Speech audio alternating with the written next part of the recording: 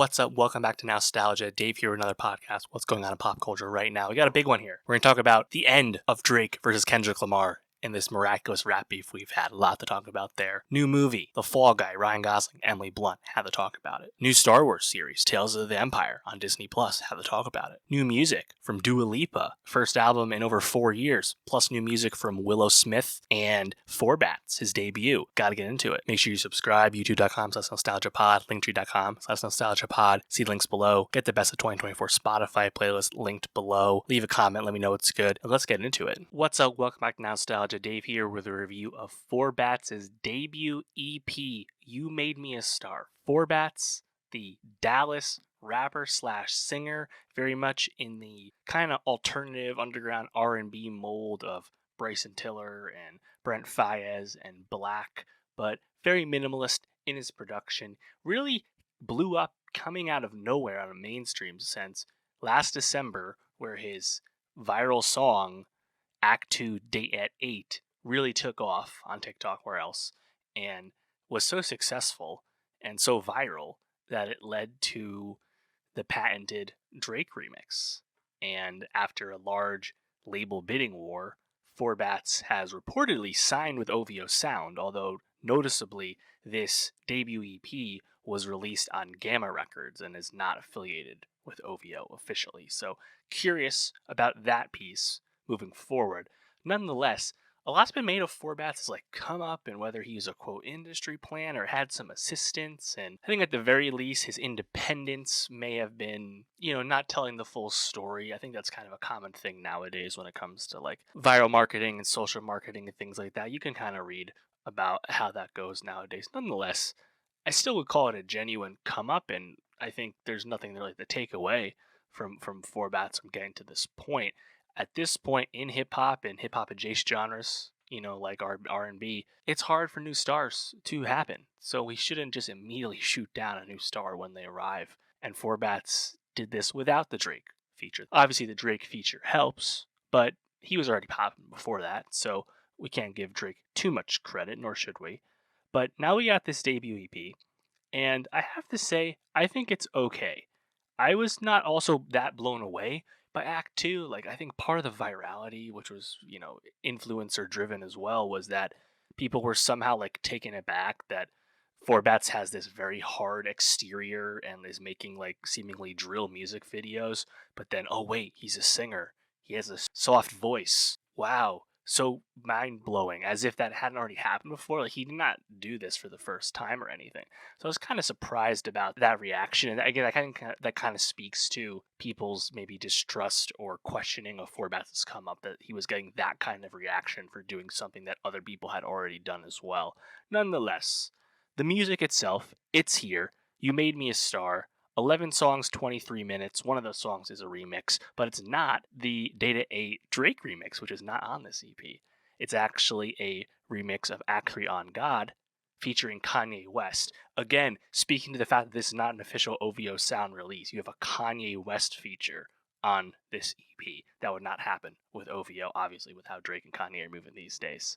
Kind of going through the songs here, I think Act 3 On God, the original version without Kanye, I like this song. It kind of noticeably stood out to me for the intonation or the cadence from Four Bats. Almost gave me Weekend vibes in the very beginning of this song. It was kind of a different tone from the first few songs. And then Kanye remixed, to be honest, I think Kanye actually gave a good verse and fits the song pretty well. I was a bit surprised. Act 4, Fucking You, parentheses 18 plus. I think that's the best beat on the album. It's just definitely fully formed, and it's just a total sex jam, as the song might suggest. I think that one's really good. Song 5, There Goes Another Vase. That was just kind of pure R&B, but I really like the pitch down outro on the song. Again, shades of a Brent Faiyaz trick, Act 7, All We Do Is Argue.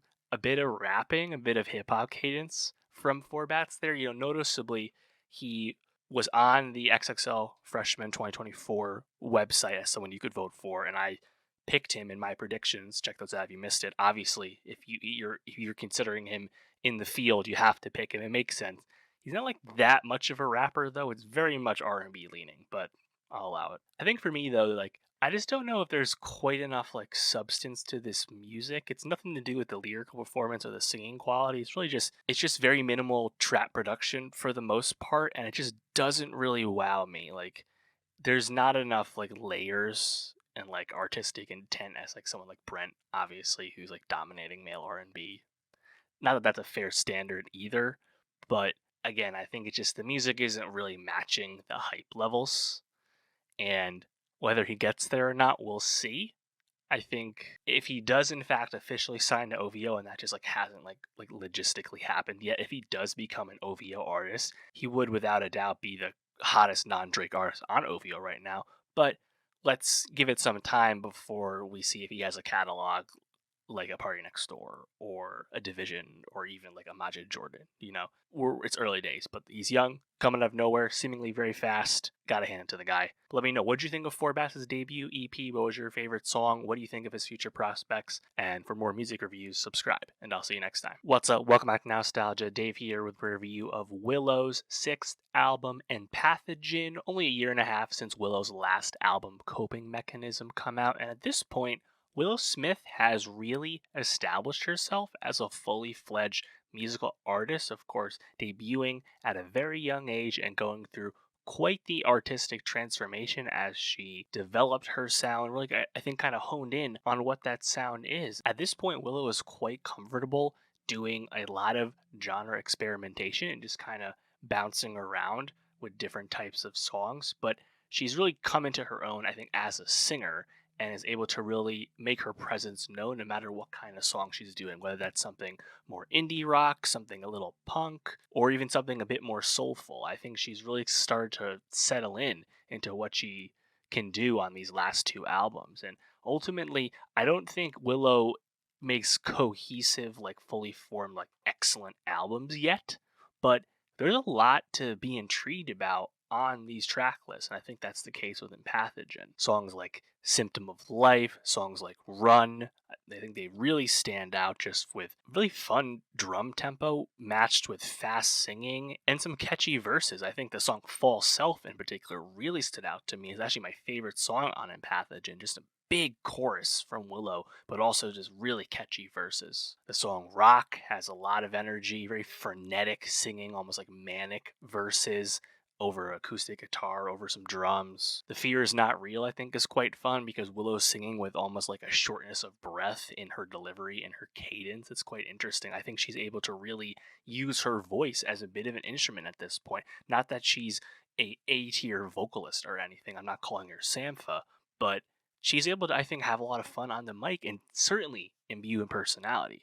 And it's just really great to see someone who obviously came up with some assistance due to her famous lineage, but at this point, she's very much her own person, very much her own artistic force, and I think that's really cool, and I think Willow will continue to intrigue us as she continues to grow. It's funny to talk about an artist's sixth album when that artist is only 23 years old, but that's where we are with Willow. This Willow, like probably 2.0 stage from the last few albums, that's where it's gotten interesting. I also want to shout out the closer, Big Feelings, where I think the singing from Willow, again, just very strong, the way she's almost like bouncing on those keys on the production. So yeah, for a 12-song, half-hour album from Willow Smith, pretty solid. Is it her best album?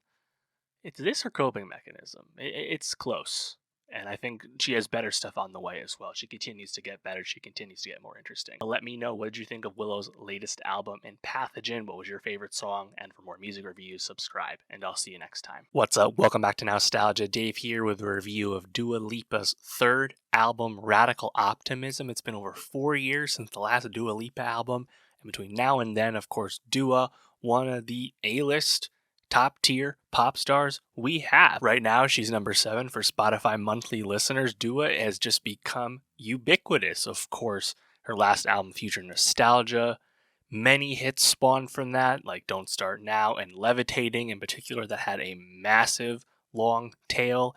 And since that album, it's been some time. I think that album is largely associated with the pandemic, of course, in terms of its release, but then also the long tail the music had, the delayed world tour once that finally happened. And then Dua was able to kind of parlay that success and continued momentum with Dance the Night off the Barbie soundtrack, which was a big hit as well, and Dua was in that movie. She was in Argyle earlier this year as well. She's also now in a high-profile relationship with Caleb Turner. It's a good-looking couple. We stand for sure. And now it's time for the new album, the third album, and it comes with a lot of expectations, I would say, because the last two, Dua did not have the status she now has. And a lot has been made about Dua Lipa's artistry or some lacking aspects to it from some corners.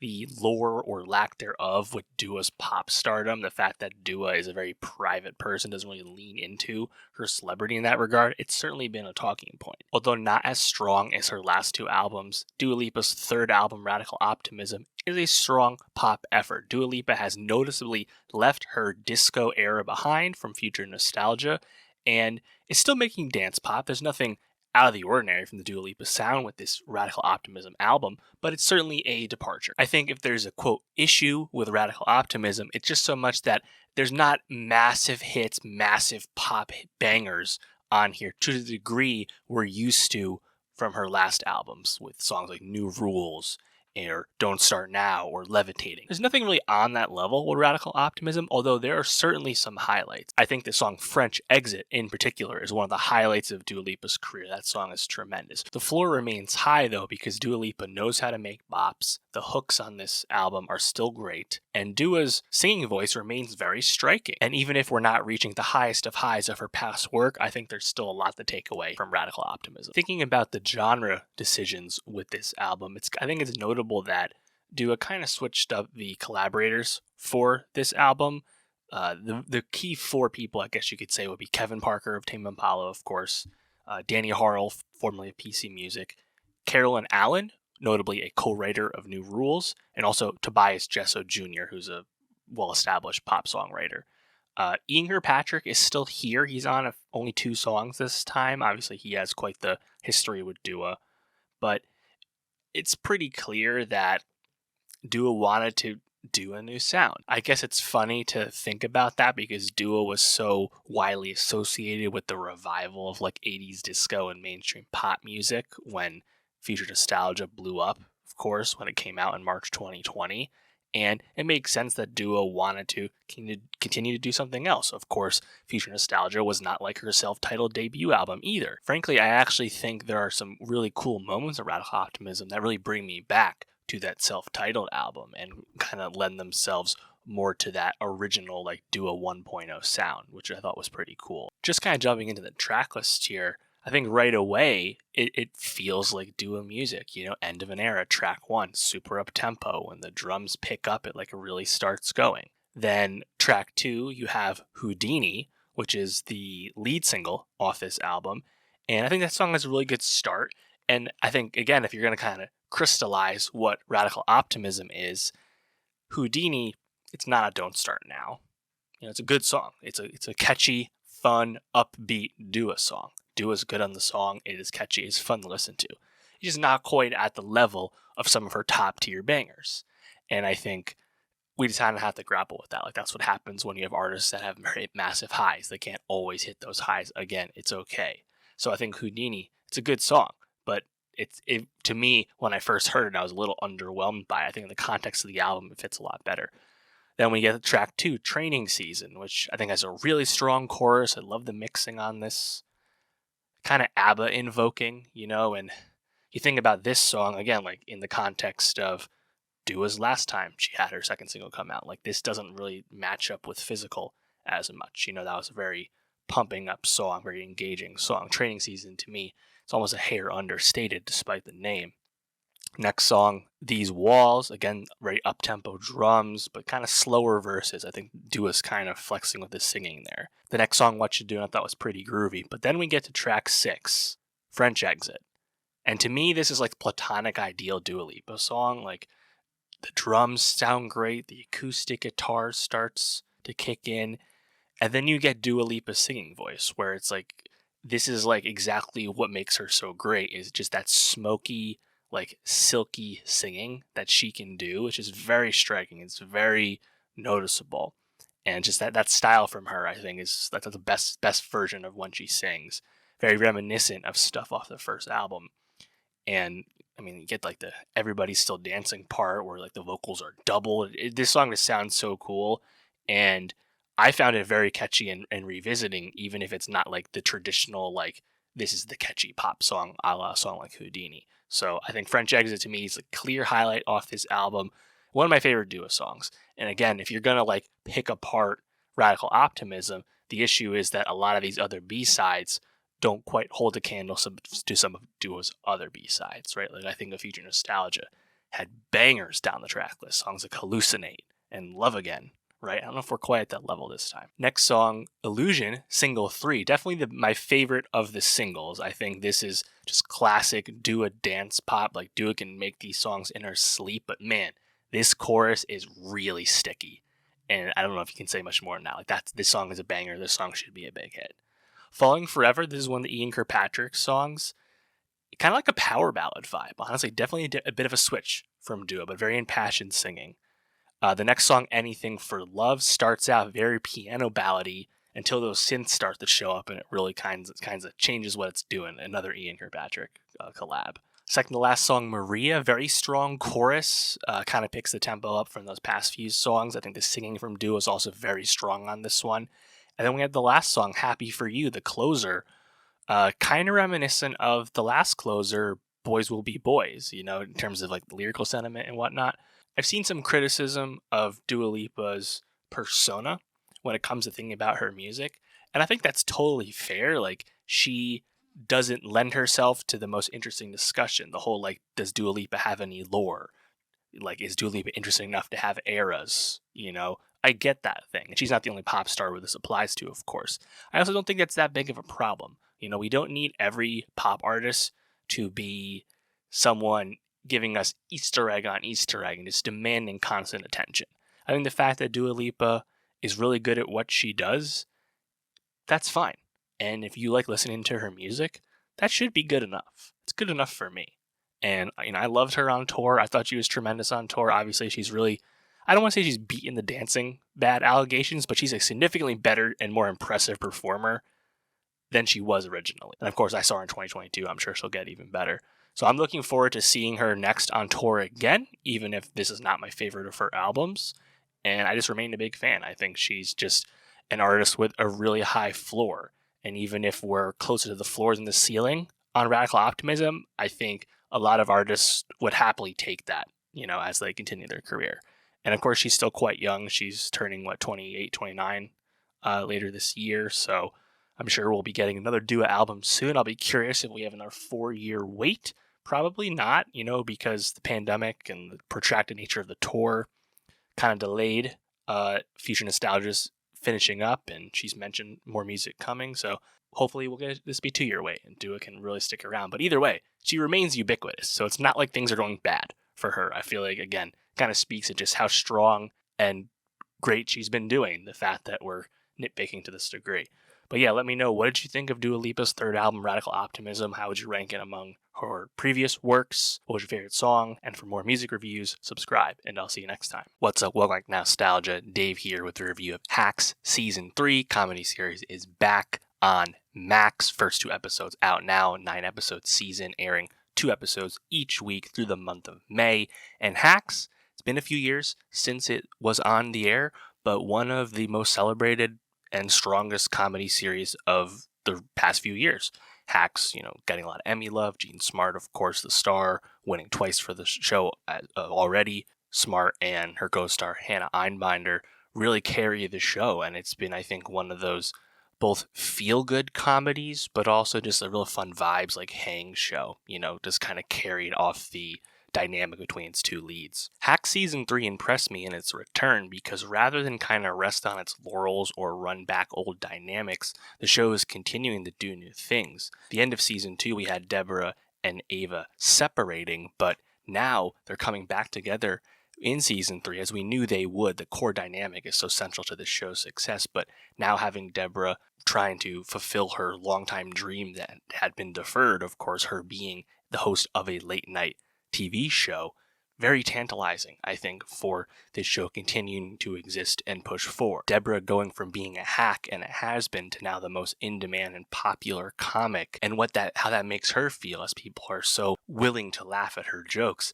It's an interesting place to take this show. And when you have as strong chemistry between your two lead characters as you do with Einbinder and Smart, it just really works. But I'm really happy that Hacks is continuing to push forward with the plot and character development on this series. I think it's a really engaging comedy. The first episode, I think, had a really fun kind of sight gags, like this walk and talk through Vegas. You hear ELO's Evil Woman playing, and then the woman turns around and it's not actually Deborah, and we're seeing the Deborah Vance slot machines being unveiled. It was a fun little fake out there. I'm really curious about spending time with Deborah now that she's sensing the lack of challenge and getting people to laugh at what she does now that she's so in demand following the special that was so successful. Of course, a special that Ava and Deborah concocted, throughout season 2. The closet warehouse where she has all her clothes was funny, but then the whole dynamic about the yellow dress that Deborah liked, but everyone else was too afraid to tell her how they really felt about it. Again, kind of reinforcing this point about where Deborah is. Having Ava and Deborah come back together, as we knew they would. This is not a show that would exist with them too separated for too long. That dynamic being changed again, where the relationship, Ava and her girlfriend, that fracturing because of how toxic and dependent and challenging Ava seems to be in the service of Deborah. And there's obviously a lot of meat on that bone, a lot more to spend time with. I think that's clear. The character drama on this show is something that continues to develop and stew as we progress through each season.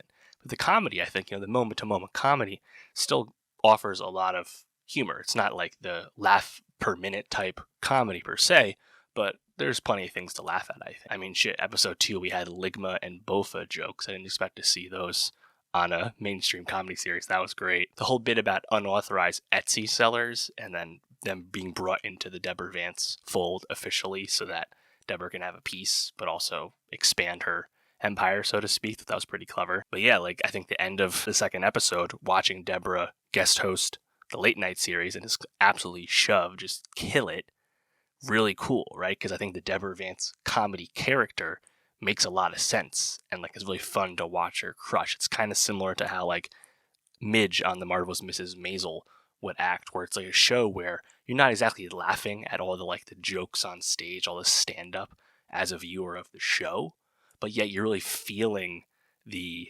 momentum of that character performing and believing it, if that makes sense. Ultimately, Hacks is just a show I have a lot of confidence in. I don't even watch that many comedies, but I think there's enough drama here. There's enough fun with the supporting characters. The people working in and around Deborah's circle really is the rest of the cast. They're certainly second fiddle to Ava and Deborah, but I think the performances are fun enough to spend time with. But more than anything, again, that core duo, the acting performances and the chemistry is there, but then I think the character development and the actual substance to the narratives make a lot of sense and make it a compelling series to revisit. Even if the in the moment comedy feels pretty light, there's enough dramatic weight to keep you invested. And again, I applaud Hacks for continuing to try and push the show forward and not just kind of run back previous dynamics from the first 2 seasons. So I have a lot of high hopes for where season 3 will take us. But let me know, how did you feel about Hacks season 3, the premiere? Are you excited about the show's return? And for more TV reviews, subscribe, and I'll see you next time. What's up, What Back Nostalgia? Dave here with a review of The Fall Guy, starring Ryan Gosling and Emily Blunt, directed by David Leitch, new action comedy film, and the reunion of 2 key components of Barbenheimer, of course, with Gosling and Blunt. And The Fall Guy, I thought, was a lot of fun. I really enjoyed this film. The reason The Fall Guy works as well as it does is the immense chemistry between Ryan Gosling and Emily Blunt. You're talking 2 A-list stars that just immediately gel on screen. You are rooting for these characters, you like them, and you believe everything about them. This is an excellent use of Ryan Gosling's deadpan comedy, and because the film is directed by David Leitch, of course a former stuntman himself, the stunts and the action are both plenty end the film, and great. Tonally, the film is actually a lot of fun, jumping across genre and being very referential to filmmaking and filmmaking culture and how we think about stars and movies today, and of course the role of the stunt person and the lack of credit they often get. It's a really confident film that earns, I think, that confidence with just really great execution. And even if there's like quibbles to make with the plot's not really the concern. At this stage, David Leitch has become a pretty solid and steady studio hand, of course, co-directing the first John Wick and then going off from there. And, I think The Fall Guy, it's definitely better than some of his recent efforts. Better than Hobbs and Shaw. It's better than Bullet Train. Of course, reuniting with Aaron Taylor Johnson from Bullet Train, who plays one of the antagonists of The Fall Guy. Leitch being a stuntman, it's obvious, but like there's a fun point of view to this film.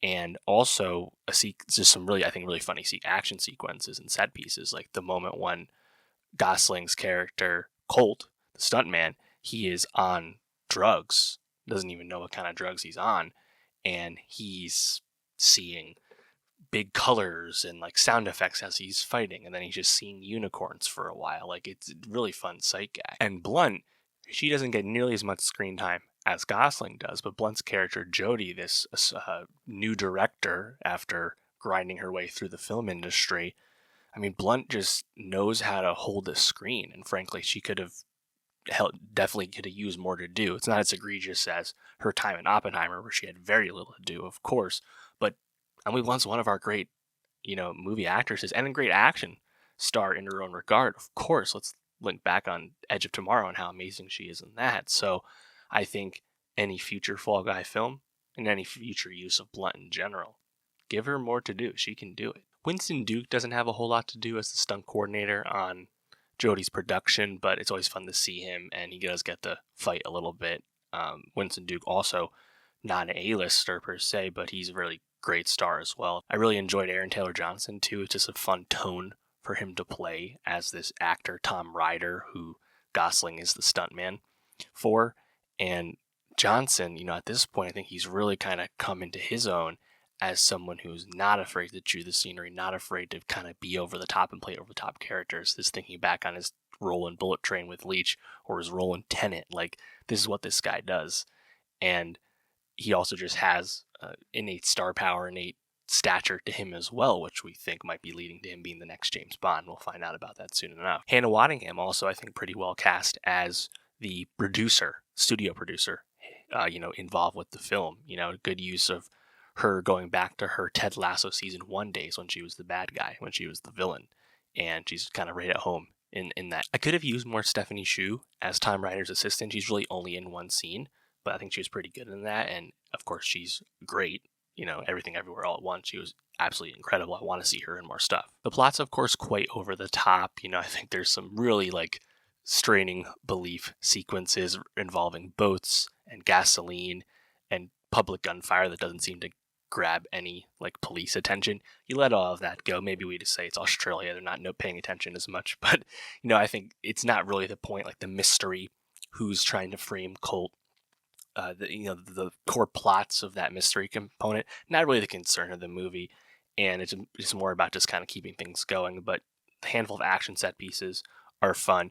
And it's really just the character dynamics, again, between the relationship between Colt and Jodie, and it's a romance that you really believe in. I think one of the best scenes in the film is when they first reconnect, and Jodie puts Colt through take after take of Colt as the stuntman, of course, being lit on fire and thrown into a boulder, and just watching that happen again and again as Jodie very publicly makes Colt talk about why their relationship went cold and ghosted the way it did. It's an amazing moment, and it's sold on the back of its 2 stars. It's really carrying that scene. It was nice to hear a studio film so publicly note that they don't give out Oscars for stunts. Obviously they should.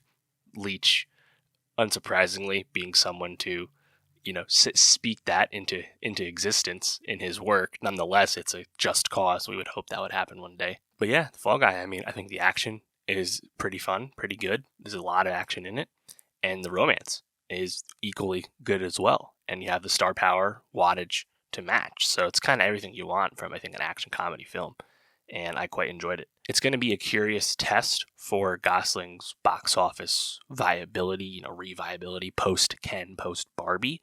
Ryan Gosling, he has not been the biggest hit maker in the past, thinking about movies like Drive and Blade Runner 2049 and The Nice Skies. A lot of movies he's been in have been money losers, So I'll be curious what the ceiling is on a movie like this, right? Leitch has made successful movies. Gosling and Blunt have made successful movies, but can something like this, which is ostensibly incredibly original, unique, can like traditional star power sell this movie? We'll see. I don't think it's going to be a bomb by any means based off the tracking, but like, what is the ceiling of this movie at the box office, and will it lead to sequels? We'll have to find out. But let me know, how did you feel about The Fall Guy? What did you like most about it? And for more movie reviews, subscribe, and I'll see you next time. What's up, Welcome Nostalgia? Dave here to discuss the rap beef between Kendrick Lamar and Drake and why that beef is over and Kendrick Lamar has decisively won this rap battle, won this beef. There's a lot to get into with this one. I already started talking about a lot of this when J. Cole released Might Delete Later, so this is kind of an addendum, a sequel to that, but I kind of wanted to let things play out, and I was not expecting to have this much back and forth as we have gone. What I'm not going to do is go through like song by song, go through each line and like analyze the gossip and the tabloid nature of this, who's lying, who's telling the truth. I'm not really interested in that. I'm more about talking about like what this beef is, what this beef isn't, what this beef represents in hip hop, what it means for Drake, what it means for Kendrick, and why this is not something we're probably ever going to see again in hip hop, and what that means as well. So let's kind of just jump in. It's funny to think about how long ago this actually started, of course, ignoring how long it's been brewing, but like, of course, this kicked off with Kendrick's verse on the Future and Metro Boomin song Like That, and that was back at the end of March, so it's been about 6 weeks. Where we have here, fuck Big Three, it's just Big Me. One of the big takeaways from Kendrick there, getting us to J. Cole releasing Might Delete Later, J. Cole basically taking it all back and bowing out of the beef, something that he got a lot of deserved criticism for at the time, but now, once we saw what happened between Drake and Kendrick, everyone's kind of coming back around on Cole's decision making, which is kind of hilarious that it's worked out that way for Cole. If you want to hear my thoughts on Might Delete Later in the context of that time, just check out that review. A big part around when Might Delete Later come out was that Drake hadn't dropped. Drake hadn't responded. Not that he hadn't like acknowledged something, hinted at something on social media. Of course, we know Drake is our subliminal king. He will do stuff like that. And he was kind of referencing things like that, referencing things live while on stage during his shows, things of that nature. But it took a while until Drake released Push-Ups, Drop and Give Me 50, which got leaked and then officially was released on DSP's slightly different version. I actually think the leak version's more fun of a listen, to be honest. I gotta say, just as an aside, it was fun when that song leaked because it kind of brought us back to the glory days of the blog era, where you had to like search for like CD quality leaks, and it was just from a different time how that felt. And I'm sure a lot of the young hip hop heads had no idea what it was, what they were supposed to do in that moment in terms of trying to get access to a song. That was fun. Push-Ups, I think, is a great song and really fun, really catchy, and I think that's what's fun about Drake, and what speaks to him in a beef is that Drake now has a history of making several diss tracks that are also fun to listen to. Of course, Duppy Freestyle was a good song, but Back to Back was a smash and also an amazing diss, right? Pusha T, to his credit, Story of Adidon, also a smash, amazing song to listen to, right? So that's where we're at with Push-Ups. And, at that point, I thought it was kind of strange that everyone was like holding up the watch to Kendrick Lamar and being like, yo, Kendrick, get in the booth, bro. It's time to respond to Drake, as if Drake didn't take 3 weeks between Like That and Push-Ups to throw his first salvo. I just thought that was kind of strange, like that, unevenness on how people were judging things. Unfortunately, though, Drake was kind of high in his own supply, feeling himself a little bit, and he made a fatal mistake, which was leaking Tailor-Made Freestyle. And Tailor-Made Freestyle featured AI vocals from Snoop Dogg, someone who's alive, but also from Tupac. And as soon as I heard that, I was immediately against it. It was also not like that great of a song, even without that, but like using AI as a provocation makes you look bad. And you also just let Kendrick drive down the lane to dunk on you.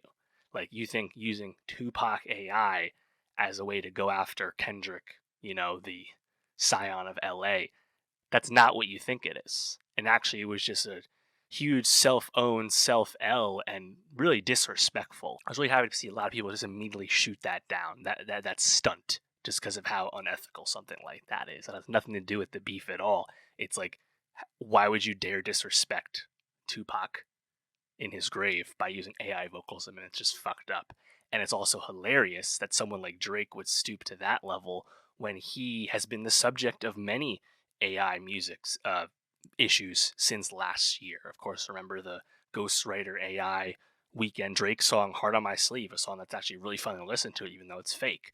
And by the way, Drake cease and desisted the shit out of AI Drake all of last year, and then he does it himself. It's just very hypocritical of him. About a week after these Drake songs come out, that's when we get the first Kendrick song, Euphoria, and he put that right on blast, out on official channels, DSPs, immediately. It was a great response, and the only issue I think you could have with it is that it's not the most fun song to revisit. So in that sense, that first round, quote unquote, I think substance-wise, lyrical-wise, you'd lean Kendrick, but Drake had made the more fun song in Push-Ups. What I was not really expecting, though, is what happened next, where Kendrick actually just unloaded the clip on Drake and just kept dropping songs. I think the 616 in LA song, which came out, which is good, it's a step up from Euphoria as a song to revisit for sure, but I think the artistry of that song, where there's the quadruple entendre of it all, 616, the birthday of Tupac,